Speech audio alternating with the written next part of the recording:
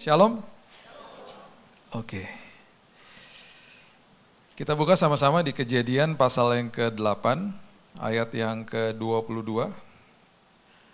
Kejadian 8 ayat 22. Firman Tuhan mengatakan begini. Selama bumi masih ada, takkan berhenti-henti musim menabur dan menuai, dingin dan panas, kemarau dan hujan, siang dan malam. Firman Tuhan dengan jelas mengatakan hidup ini pasti akan berubah-berubah. Hidup ini penuh dengan musim-musim yang berganti.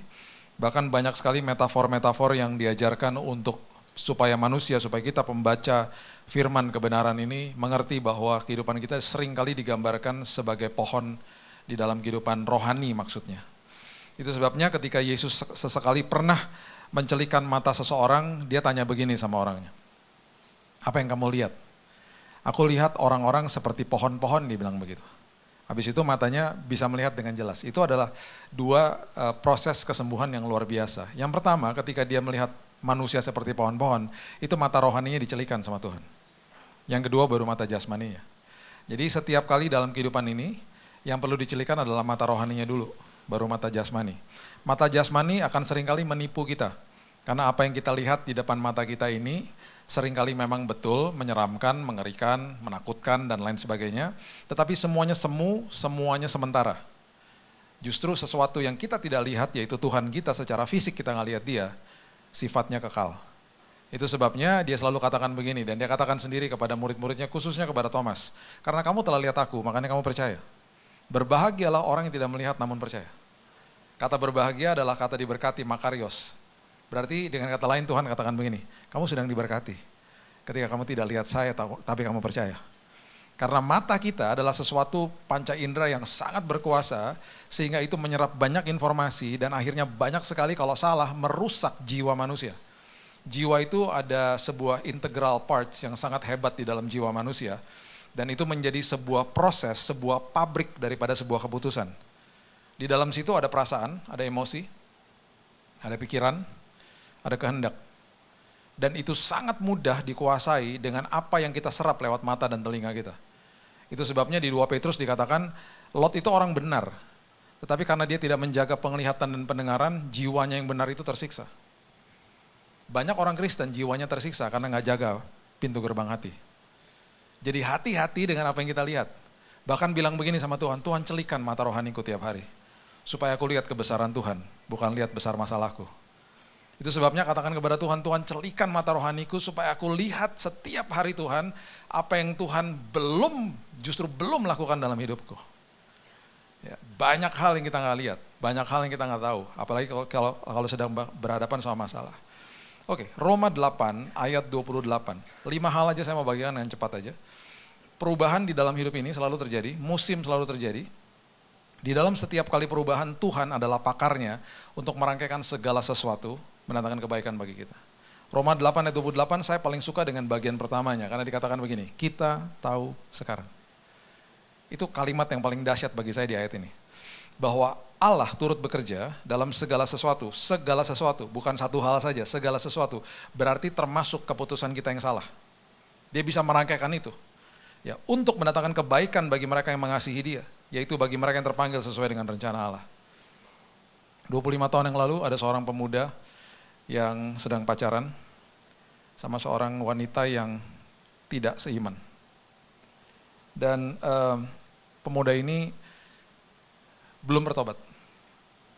Dia sedang ada di dalam sebuah mobil dengan pacarnya. Dan tiba-tiba teman dari pemuda ini telepon. Kamu di mana? Kenapa emang? Saya lagi buat KKR nih di Istora Senayan sama gerejaku. Dan ada pembicara-pembicara dari luar negeri yang nggak ada orang ngajakin ngobrol. Bisa nggak mampir bentar? Posisi kamu di mana? Pemuda ini katakan, oh saya lagi di Sudirman. Pas banget ya. Ya udah deh mampir. Pemuda ini katakan kepada pacarnya yang bukan seiman dan nggak pernah dikasih tahu juga tentang Yesus. Karena pemuda ini belum bertobat. Mau nggak nemenin aku sebentar ke KKR? Kata pemuda itu. Ceweknya bilang, ya boleh. Apaan tuh KKR? Kebaktian, kebangunan rohani. Yaudah boleh deh, pengen lihat ibadahnya orang Kristen kayak gimana. Mereka sampai ke Istora Senayan, pemudanya masuk ke ruang VVIP, teman-temanin pendeta-pendeta ngobrol-ngobrol sama mereka. pacarnya masuk ke dalam, ke ruang ibadah. Tiba-tiba dalam waktu 15 menit, seorang teman daripada pemuda ini nyamperin dia. Dia bilang gini, pacar elu, barusan yang datang kan pacar lu kan? Iya. Itu lagi di altar call loh, terima Yesus. Ngawur loh. Baru 15 menit lalu juga gue datang. Ya iya, yang datang sama lu tadi kan? Iya. Itu lagi nangis-nangis di depan. Ngawur, lu salah lihat kali, nggak mungkin. Pemuda ini masuk ke dalam, dia terkaget-kaget lihat pacarnya betul ada di depan. Lagi terima Yesus. Kok bisa ya? Rupanya pacarnya waktu masuk, dia lagi dengar ujung daripada khotbah KKR itu. Seperti orang kesirep, dipimpin Roh Kudus maju ke depan. Dan dia dijamah sama Tuhan. Sedemikian rupa, dalam hitungan hanya 15 menit, orang yang gak pernah dengar Yesus dalam hidupnya, bisa terima Yesus. Pria ini, karena melihat pacarnya terima Yesus, ikut-ikutan terima Yesus. Dia menyerahkan dirinya kepada Tuhan di hari itu. Pria itu namanya Billy Lantang.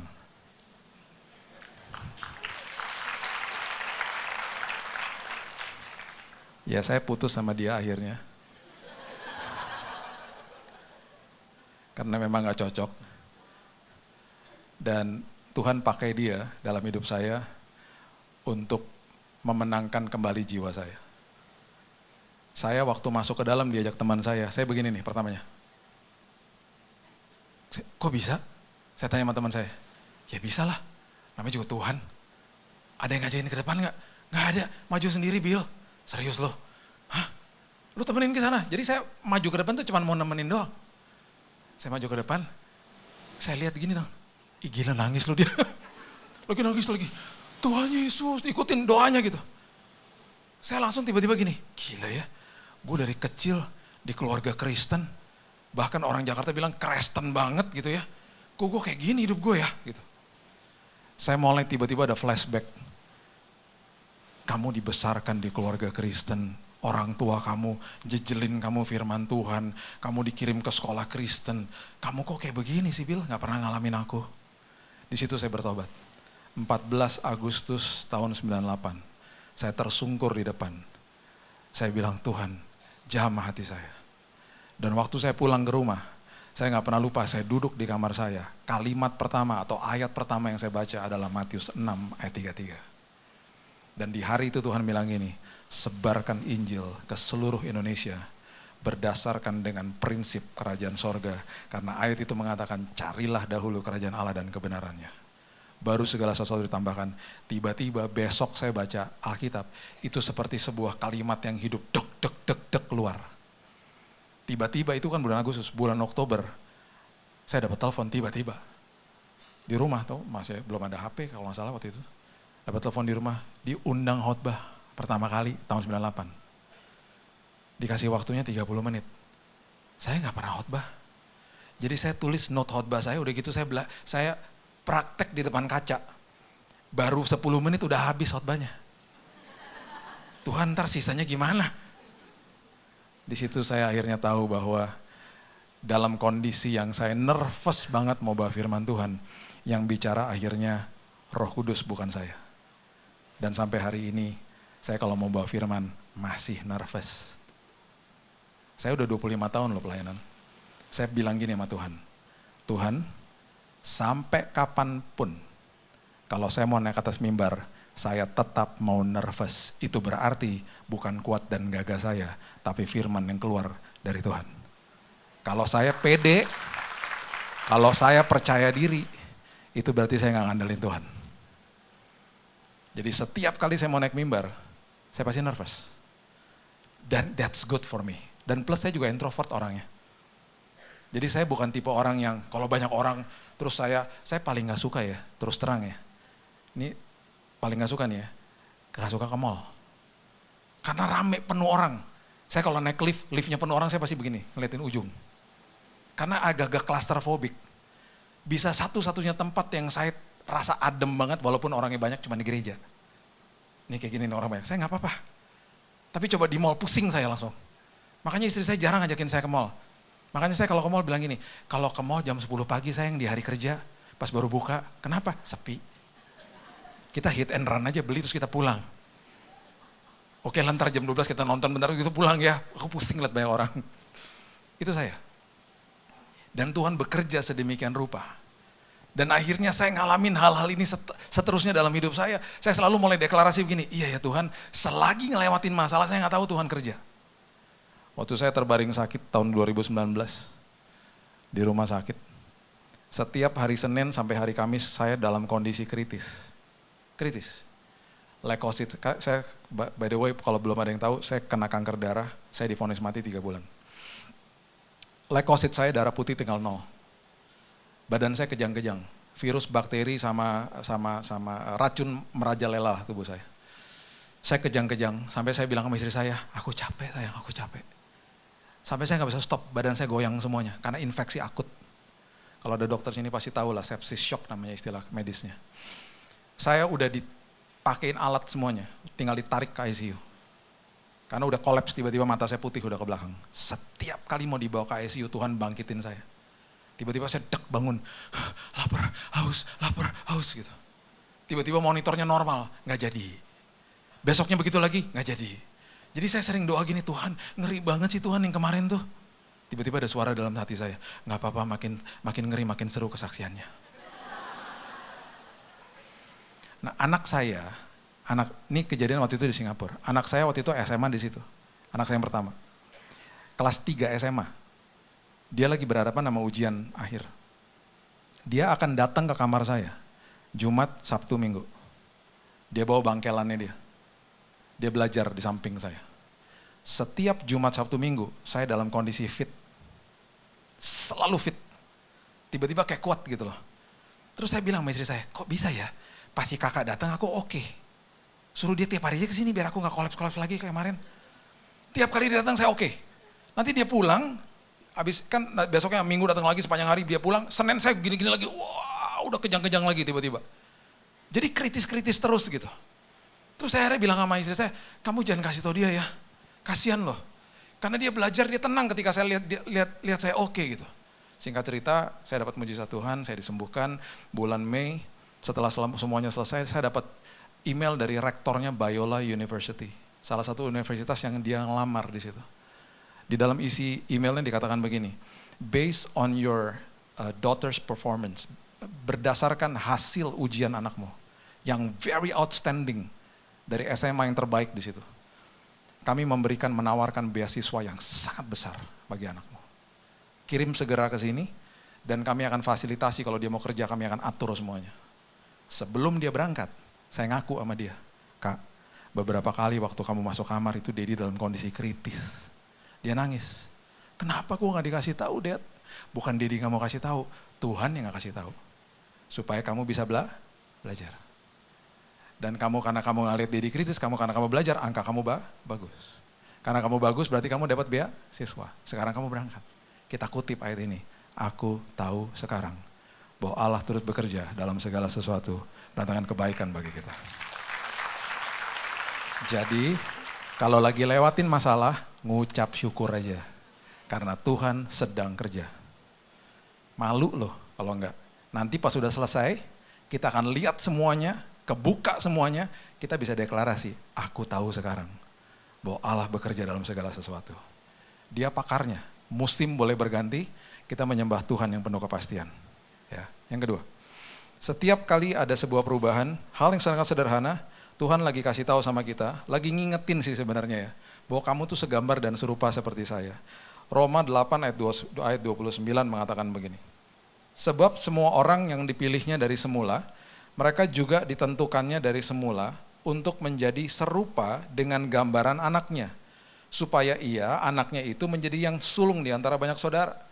Jadi kurang tepat kalau ada orang Kristen berdoa gini, Tuhan jadikan aku segambar dan serupa seperti Tuhan. Udah. Jadi kalau doa tuh harus bilangnya, Tuhan terima kasih, ingatkan aku bahwa aku ini segambar dan serupa seperti Tuhan.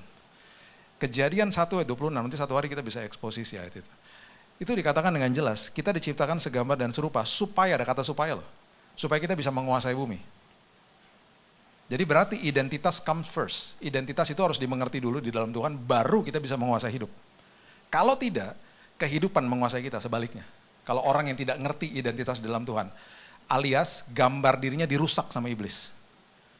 Dan iblis akan selalu mencari cara untuk merusak gambar diri seseorang. Itu sebabnya, perhatikan bapak-bapak. Instruksi Tuhan pertama yang Tuhan berikan kepada keluarga, itu tidak pernah diberikan kepada wanita, diberikan kepada pria.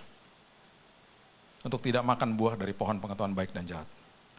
Salah satu tugas pria di dalam rumah adalah memberitakan firman kebenaran kepada istri dan anak-anaknya, imam di rumah. Itu sebabnya kalau ada orang mau nikah, hal pertama yang saya tanyakan kepada dia adalah gini, hubungan kamu sama bapakmu gimana? Kalau dia bilang gini, nggak bagus, saya udah nggak ada hubungan sama dia, tapi udah saya udah oke kok sekarang. Udah oke, red flag gitu langsung. Terus saya tanya gini biasanya, kamu gampang cemburuan ya? Kamu orangnya pasti obsesif, posesif, nggak percaya diri. Kok kakak tahu? Ya iyalah. Semua orang yang fatherless akan pasti begitu. Dan itu kehilangan identitas, dirusak sama iblis dari mana? Dari bapak-bapak. Makanya Amerika fatherless. Karena bapak-bapak dihancurkan nilai-nilainya sama iblis. Makanya hari ini semua state melegalkan perkawinan sesama jenis. 25% populasi penjara ada di Amerika. Yang ngeluarin uang untuk biayain mereka makan siapa? Negara, teks, uang teks dari rakyat juga. Kenapa? Karena ulah mereka sendiri. Itu sebabnya kedua anak saya waktu mereka masih kecil-kecil, saya ajak mereka pergi berdua dan saya bilang, Tuhan berikan saya hikmat supaya saya bisa berbahasa yang mereka mengerti. Jadi waktu saya lagi besarin anak saya yang perempuan, sekarang dia sudah 23 tahun. Saya harus belajar bahasanya dia. Berarti waktu dia masih kecil, ketika saya ajak dia pergi dating time sama saya belajar Barbie. Saya belajar Powerpuff Girl. Saya masih ingat salah satu namanya Blossom, bener kan? Nah.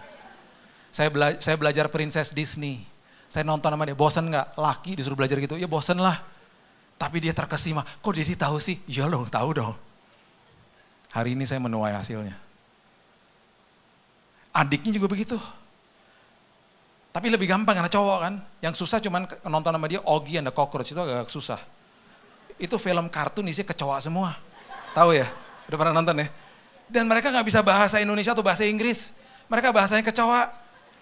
Jadi satu film kartun isinya cuma gini, ini apaan sih dek? Terus kamu kok ketawa, emang kamu ngerti? Terus dia bilang gini, dikit, ngerti dikit. Emang ada les bahasa kecoa? Kok kamu ngerti dek? Gitu. Ya ngerti lah dek, tiap hari nonton yang ngerti lah maksudnya apa gitu. Oke lah, itu kan masih di TV ya. Tiba-tiba satu hari anak saya ngomong gini, Dad, itu Oggy and the Cockroach ada di bioskop. Oh Tuhan, berarti kan 1,5 jam. Ya duduklah saya di situ sampai ketiduran. Saya menuai hasilnya juga hari ini. Nanti satu hari kita bahas ya tentang ini ya. Ingat kita segambar dan serupa seperti Tuhan loh. Ya, ingat bahwa kita ini, Tuhan lihat kita lebih daripada pemenang. Ya, saya makanya sedih. Kita ini tinggal di kota-kota seperti Jakarta, Jabodetabek ini hedonnya tinggi banget. Ya, saya pernah duduk di kafe di sebuah tempat di mall. Depannya tuh ada tulisan gini, 12 merek mobil, motor, kalau punya itu boleh parkir depan lobi. Nggak apa-apa, sah-sah aja kok. Tapi orang yang nggak ngerti identitas di dalam Tuhan akan berpikir gini, kalau gue belum punya mobil atau motor merek itu berarti gue belum, I'm not making it yet. Saya belum di situ, kasta saya masih di bawah. Saya belum sukses. Sampai saya ngomong sama teman saya, nggak apa-apa sih mau buat pelang kayak begitu. Maksudnya mallnya kan supaya bagus, mobil-mobil mewah parkir depan lobi gitu, supaya jadi daya tarik lah ya. Saya pengen ngomong gini sama teman saya, kalau nanti satu hari gue punya mall, gue akan tulis pelang gede-gede depan lobi. Yang datang duluan, boleh parkir depan lobi. Mau mobilnya butut kayak mau apa silahkan depan lobi. Makanya satu hari kalau lihat ada mall tulisannya gitu, berarti itu punya saya. Satu hari kalau Living World ada tulisan begitu, berarti saya udah beli nih mall. Segambar dan serupa. Oke. Yang ketiga, setiap kali ada perubahan, hal yang sederhana, mungkin klise kedengarannya, Tuhan lagi nguji kita kok, nguji iman kita, nguji karakternya kita. Makanya di zaman pandemi, itu keabsahan iman seseorang terlihat di zaman waktu pandemi. 1 Petrus 1 ayat 7 mengatakan begini, maksud semuanya itu ialah untuk membuktikan kemurnian imanmu yang jauh lebih tinggi nilainya daripada emas yang fana, yang diuji kemurniannya dengan api, sehingga kamu memperoleh puji-pujian, kemuliaan, kehormatan pada hari Yesus Kristus menyatakan dirinya. Ya, satu hari saya ada di dalam sebuah pesawat yang sangat-sangat besar, namanya Boeing 777. Boeing 777 adalah pesawat terbesar dengan 2 engine. Ketinggiannya 12.000 kilometer di atas permukaan air laut. 38.000 feet. Saya kalau ngomong pesawat bisa detail, karena saya suka pesawat. Saya punya 350 pesawat. Mainan, jangan kaget. Kayak banget tuh hamba Tuhan. Saya punya airport juga, mainan, jangan kaget ya. Saya suka banget, saya kalau nggak jadi hamba Tuhan, udah jadi pilot kali. Saya suka banget pesawat terbang. Dan saya belajar pesawat terbang. Jadi saya di flight simulator sama teman-teman pilot berkali-kali lah. Jadi kalau tiba-tiba satu hari pilotnya, sakit perut gue Bil, tolong dong daratin. Nah bisa lah. Walaupun belok-belok dikit lah bisa. Ngerti-ngerti lah, kokpit oke lah. Saya pernah ke pabriknya Boeing sampai saya datengin. Saya bukan sekedar hobi, suka banget dari kecil. Jadi saya kalau lihat pesawat saya udah paham lah. Bahkan kalau di airport delay, yang penting ada kopi, depan saya kaca gede bisa lihat pesawat turun naik, itu bagi saya terapi. Aneh ya? Tapi itulah saya. Kita punya hobi kan beda-beda ya. Nah, jadi saya udah tahu nih pesawat 777 kalau kena turbulensi, biasanya dia oke, pesawat gede kok. Dan hari itu, ya ini 17 jam penerbangan jauh, dia goyangnya luar biasa.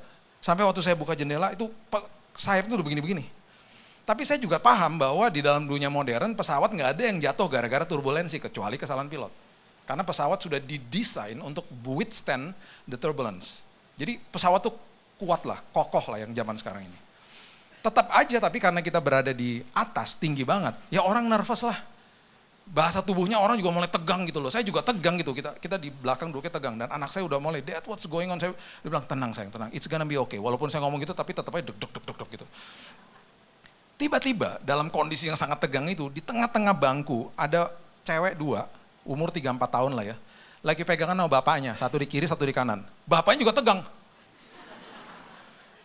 Karena pesawatnya goyang-goyang begini, tuh dua anak begini tau gak tiba-tiba. Bagi mereka ayunan. Jadi waktu saya lihat, ini saya sama anak saya sampai ketawa gitu. Dia bilang, "Sis, they are so cute." Bilang, "Ya lucu juga ya, ternyata ketakutan cuma di dalam sini." Kitanya takut ya ayunan bagi dia. Terus akhirnya turbulensi pasti ada stopnya dong. Stop lah, udah stop, fasten seat belt sign-nya stop, tek mati udah.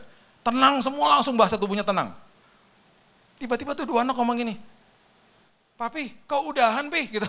Lah ya udahlah emang mau terus-terusan gimana sih? Kalau dalam hidup ini terjadi goyang-goyang, tenang aja kita lagi jalan sama raja atas segala raja. Amin, kita akan sampai ke ujung dengan selamat. Musim boleh berubah, Tuhan kita nggak pernah berubah. Amin. Ya. Yang keempat, firman Tuhan katakan begini, setiap kali ada perubahan, Tuhan lagi ngajarin kita prioritas. Saya sambil pegangin selang kemo, Tuhan bilang gini, "Kenapa kamu tutup sel grup kamu, Bill?" Core, kalau di sini core ya. "Kenapa kamu tutup sel grup kamu? Kamu lagi mentor teman-teman kamu, kenapa kamu stop?"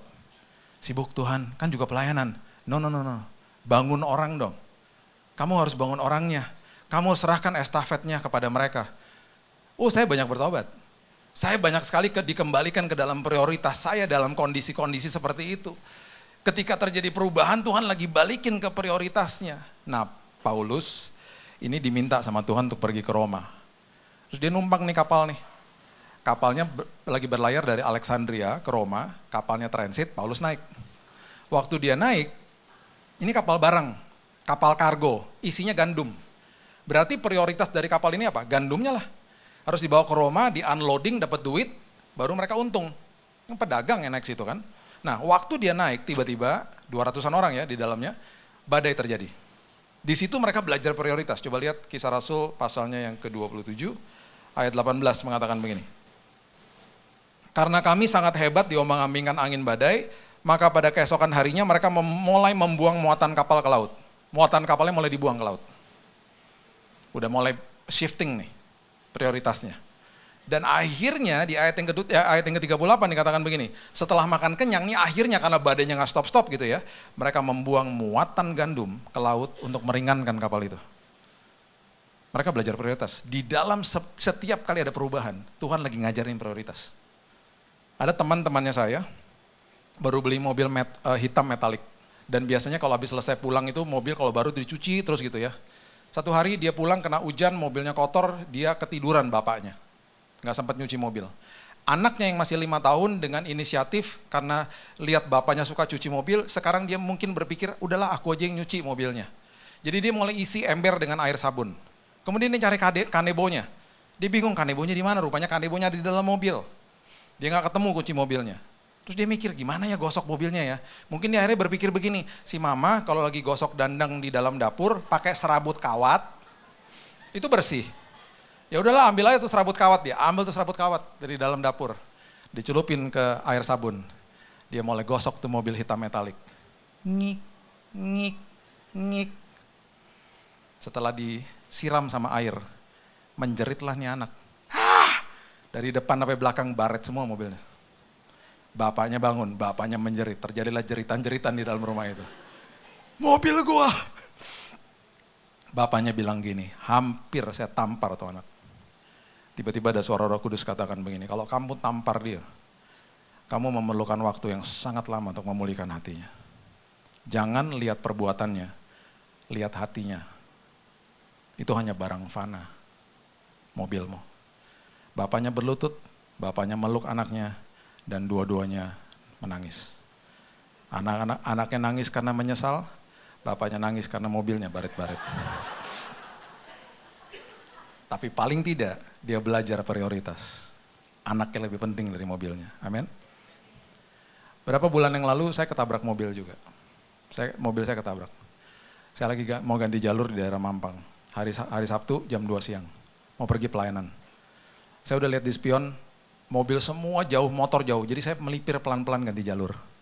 Di Jakarta ini kan ada di Jabodetabek ada 18 juta motor. Dan motor-motor di Jabodetabek adalah motor-motor yang belok dulu baru lihat. Kecuali pemotor-pemotor di sini pasti semua sopan-sopan. Di luar sana belok baru lihat, ya telat lah. Kadang-kadang belok dan nggak pernah lihat. Itu bagi saya misi bunuh diri. Ini orang-orang gimana sih gitu. Ampun pada berani-berani ngeri tuh nggak gitu kadang-kadang. Jadi saya tiba-tiba saya melipir ke jalur kiri. Tiba-tiba mobil saya ditabrak sama motor sekeras-kerasnya. Saya sampai mikir gini, ini motor datang dari mana ya? Tadi di spion nggak ada loh. Datang dari mana nih motor sekeras-keras sampai dia mental, orangnya hampir masuk got. Hampir masuk got. Saya melipir, saya keluar dari mobil, emosi langsung.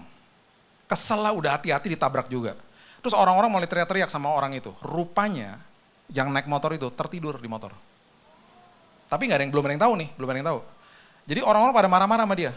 Dan saya makin dengar orang marah-marah sama dia, saya makin tervalidasi, oh ini orang yang salah nih. Woi, lu udah lihat mobil kasih spion lu dari jauh bukannya ngerem aja lo gitu. Ngebut aja lo gitu. Dia marah-marahin lah sama orang-orang yang lain. Saya turun dari mobil, saya bilang gini, Tuhan pimpin saya Tuhan. Karena ini tiba-tiba terjadi perubahan nih. Terjadi perubahan di dalam jalan saya, perubahan yang sangat cepat. Saya turun, saya bilang gini, Tuhan pimpin saya nggak mau dipimpin sama emosi saya Tuhan. Saya kesal banget, pas lihat penyoknya parah lagi, udah makin kesal kan. Jadi saya nyamperin tuh masnya. Jadi ketakutan lihat model kayak saya begini. Ya elah yang gue tabrak kayak begini model. Saya berlutut di sampingnya dia. Tangannya udah bengkak, berdarah. Hal pertama yang saya lakukan, saya gandeng dia. Terus saya tanya gini, Mas, kenapa sih buru-buru? Tiba-tiba dia nangis. Saya capek Pak, saya minta maaf ya Pak. Saya ini kurir Pak, saya udah kerja dari hari Senin sampai hari Jumat. Harusnya hari ini saya off Pak. Tapi saya kerja dari jam 6 pagi Pak, karena saya ngejar setoran Pak. Saya butuh uang buat anak-anak saya.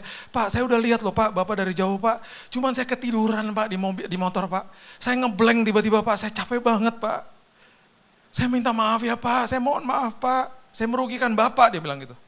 Tiba-tiba dia lagi nangis-nangis gitu, ada suara dalam hati saya. Doain Bil, doain. Bukannya kasih betadin Tuhan, kok doain? Itu berdarah tangannya. Doain. Ya kan saya minta dipimpin sama Roh Kudus, ya saya akhirnya ngomong, Mas, saya doain boleh gak? Ya dia juga bingung, doain. Mana ada orang tabrakan terus didoain. Ya boleh Pak, boleh. Ya dia ya boleh-boleh, dia salah ya dia nyerah-nyerah aja. Ya udahlah Pak, terserah. Whatever deh. Jadi akhirnya saya bilang, saya doain ya. Saya orang Nasrani, saya doain nggak apa-apa ya pakai cara saya, nggak apa-apa. Ya udah saya berdoa. Bapak yang baik, kasih karuniamu Tuhan tercurah buat dia tuh. Tiba-tiba saya rasa hadirat Tuhan kan. Dia nangis tau nggak? Terjadi kebangunan rohani di pinggir jalan Mampang. Saya belum sampai tempat gereja udah kebangunan rohani di jalanan. Wah dahsyat Tuhan. Lagi tengah-tengah doa, lagi tengah-tengah doa, tiba-tiba ada suara lagi. Abis ini Bil kasih duit, enak aja. Mobil gue penyok kasih duit gimana sih? Kasih uang. Habis selesai dengan berat hati saya ke mobil, saya ambil uang. Mas, ini dari Tuhan buat mas. Jangan pak, Bapak udah berbaik hati mas saya, jangan pak, udah terima aja, udah buat anaknya mas aja. Mas, Tuhan sayang banget loh mas. Buktinya hari ini kita dipertemukan sama Tuhan. Buktinya ada orang yang akhirnya bisa doain mas, lega kan didoain, iya pak ya, bener ya pak ya. Udah gitu kasih duit lagi mas. Udah mas, Tuhan sayang sama mas. Tapi lain kali ketemu jangan kayak begini mas, tabrak-tabrakan. Ketemu ngopi kayak ngapain, masa ketemunya tabrakan. Saya jalan, hati saya sangat berbahagia karena firman Tuhan bilang ketika engkau berbuat baik dan orang itu gak bisa balas, hatimu dibuat berbahagia. Saya pergi pelayanan, saya pulang ke rumah, saya kasih tahu istri saya. Mobil penyok sayang, kok kamu senyum-senyum aja, gak apa-apa tuh barang fana. Yang tadi yang saya ketemu tuh adalah jiwa yang sangat berharga di mata Tuhan, amin. Terus saya bilang gini sama istri saya, kamu tahu gak sebelum saya pergi saya kasih dia pesan-pesan sponsor. Mas, tulis-tulis di HP mas, Billy Lantang tuh, Billy Lantang. Kenapa pak? Mas punya YouTube gak? Punya. TikTok? Punya. Nanti di rumah mas buka tuh semua itu ya, mas tulis Billy Lantang. Nanti keluar tuh khotbah-khotbah, oh bapak pendeta, gak penting pendeta-pendetaan, yang penting mas dengar khotbah. Supaya teduh hatinya, oh gitu ya pak, iya bener, iya pak, saya dengerin pak, makasih banyak ya pak. Saya percaya satu hari nanti rumahnya dia deketan sama saya di sorga. Amin. Amin. Ketika terjadi perubahan, Tuhan lagi shifting prioritas kita. Kita dikasih tahu sama dia, minta pimpinan Roh Kudus. Yang terakhir, Markus pasal yang keempat. Ayatnya yang ke-35. Hal yang sangat sederhana. Di dalam setiap perubahan Tuhan cuma bilang gini, ingat nak sama janjiku. Cuman gitu doang. Ya. Markus 4 ayat 35. Pada hari itu, waktu hari sudah petang, Yesus berkata kepada mereka, marilah kita bertolak ke seberang. Yang ngomong Yesus loh. Kalau saya ngomong, Bapak Ibu, kita nyebrang yuk gitu ya, saya nggak bisa kasih jaminan kita selamat. Tetapi ketika Yesus yang bilang, marilah kita bertolak ke seberang, itu artinya kita pasti sampai ke seberang dengan selamat. Itu kata Yesus. Murid-muridnya nggak mudeng. Yesus tahu nggak akan ada badai? Tahu. Yesus tahu nggak dia akan tidur? Tahu. Dia berfirman supaya kapalnya terproteksi daripada badai. Makanya dia berfirman, marilah kita bertolak ke seberang. Yang artinya kita pasti sampai ke seberang dengan selamat. Itu artinya. Murid-muridnya nggak paham. Banyak seperti orang Kristen nggak paham 7.000 lebih janji firman Tuhan. Ayat 36. Mereka meninggalkan orang banyak bertolak membawa Yesus beserta dengan mereka dalam perahu di mana Yesus telah duduk dan perahu-perahu lain juga menyertai dia. Orang-orang banyak yang ditinggal di tepi pantai. Nggak ikut sama mereka. Ayat 37.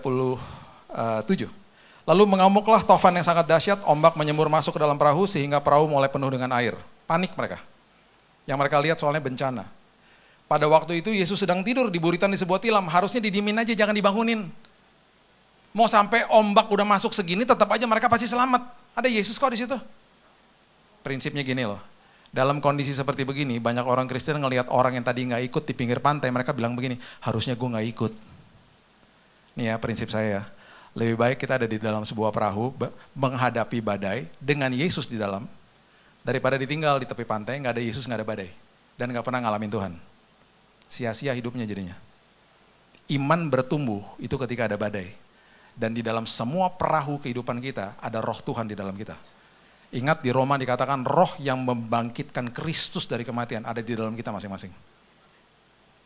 Jadi Tuhan gak pernah tinggalin kita, sedetik pun dia gak pernah tinggalin kita. Tidak pernah. Ya, mereka gak mudeng, maka murid-muridnya membangunkan dia dan berkata kepadanya, Guru, engkau tidak peduli kalau kita binasa.